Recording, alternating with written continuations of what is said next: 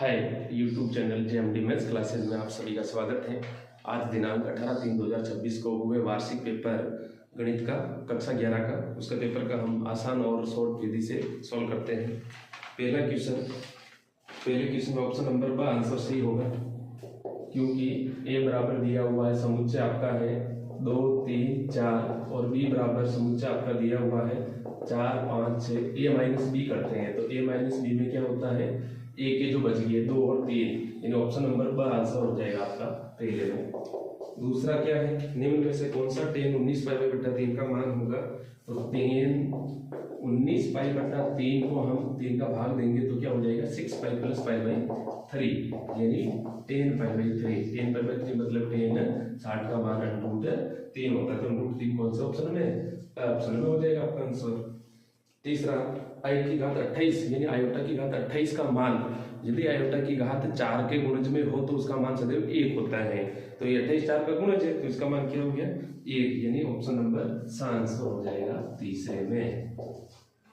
चौथा 120 डिग्री का रेडियन माप होगा, 120 डिग्री का रेडियन माप का सूत्र क्या होता है पाई/180 इंटू डिग्री। सॉल्व करेंगे तो 2 पाई/3 आ जाएगा, इन ऑप्शन नंबर सा आंसर हो जाएगा चौथे में, सा आंसर हो गया। अच्छा हुआ कैसे, पाई/180 इंटू 120 डिग्री। सॉल्व करेंगे तो 6 दूनी 12 6 3 18 2 पाई/3। पांचवा प्रश्न, यदि असमीका दे रखी है x ग्रेटर देन -4 है तो असमीका का हल होगा, तो हल क्या होगा इसका -4 अनंत हो जाएगा, क्योंकि -4 से x बड़ा है तो इसका ये आंसर हो गया, यानी ऑप्शन नंबर कौन सा हो गया भाई, आंसर हो जाएगा। छठा क्वेश्चन, निम्न में से x का कौन सा मान असमीका, कौन सी असमीका है छठे में, x + 4 < 7 को संतुष्ट करता है। कौन सा मान -3 संतुष्ट नहीं करेगा, 1 भी नहीं करेगा, 4, यानी 4 + 4 तो 8 बड़ा है 7 से बिल्कुल संतुष्ट कर रहा है, तो ऑप्शन नंबर सा आंसर हो जाएगा किसमें, छठे में। सातवां फैक्टोरियल 5 का मान होगा, फैक्टोरियल 5 का मान सातवें क्वेश्चन में फैक्टोरियल 5 का मान यानी 5 × 4 × 3 × 2 20 60 120, यानी ऑप्शन नंबर सा आंसर हो जाएगा। आठवां x + a की घात n के प्रसार में पदों की संख्या 7 है तो n का मान होगा, पदों की संख्या 7 है तो n का मान होगा। द्विपद प्रमेय में अगर घात आपके जैसे 6 है तो उसमें पद 7 होते हैं, अब वो कह रहा है कि पद 7 है तो n का मान 6 होगा, यानी ऑप्शन नंबर कौन सा हो जाएगा, ब आंसर हो जाएगा किसमें, आठवें में, ऑप्शन नंबर ब।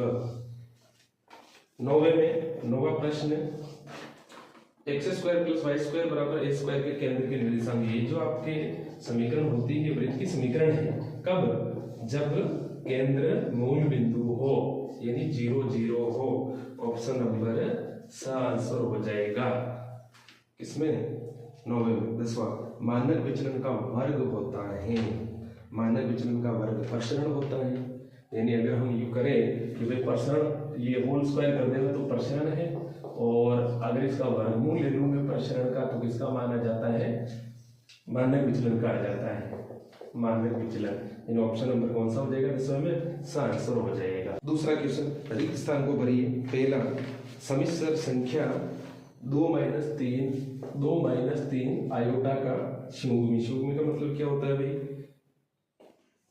वास्तविक भाग तो है जैसे कि जैसे रहता है, काल्पनिक भाग का चिन्ह बदल जाता है, यानी इसका संयुग्मी हो जाएगा आंसर आपका 2 + 3 आयोटा, ये आंसर हो जाएगा। दूसरा क्वेश्चन, आपको NP/R का सूत्र लिखना है, परम्यूटेशन, यानी सूत्र क्या हो जाएगा इसका फैक्टोरियल n बटा फैक्टोरियल n - r। तीसरा प्रश्न, आपको दिया हुआ nवां पद an = 2 की घात n, तो आपको a5 का मान निकालना है, a5 यानी 2 की घात 5, तो क्या हो जाएगा 30 आंसर हो जाएगा। x अक्ष का समीकरण क्या होता है, y = 0, और y अक्ष का समीकरण क्या होता है, x = 0। पांचवा limit x tending towards 1 x² + 1/1, इसका मान क्या होगा 1 रखेंगे तो 1 + 1 2 1, यानी 2 आंसर हो जाएगा।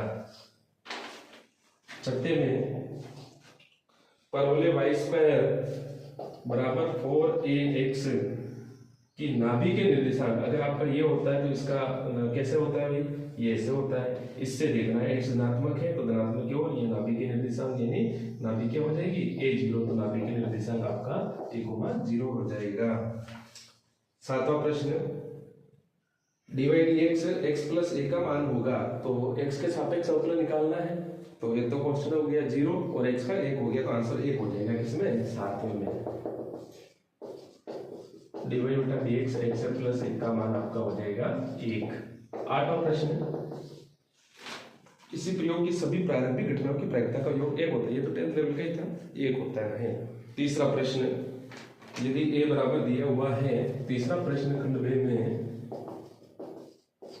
तीसरा प्रश्न है आपका समुच्चय a बराबर दिया हुआ 1 2 3 4 और समुच्चय b बराबर दिया हुआ है 3 4 5 6। तो निम्नलिखित का मान ज्ञात कीजिए। तो a इंटरसेक्शन b, उभयनिष्ठ क्या है दोनों में, उभयनिष्ठ 3 4, तो ये तो आपका 3 4 आंसर हो जाएगा। ये हो गया आपका इसका आंसर पहले का। दूसरा क्या कह रहा है भाई, a माइनस बी। अच्छा a माइनस बी यानी जो पहले समुच्चय में अवयव बच जाते हैं वो माइनस करने पर 3 4 को माइनस कर दिया, कौन बच गया 1, तो 1 2 आंसर हो जाएगा। ये इसका आंसर हो गया a माइनस बी का।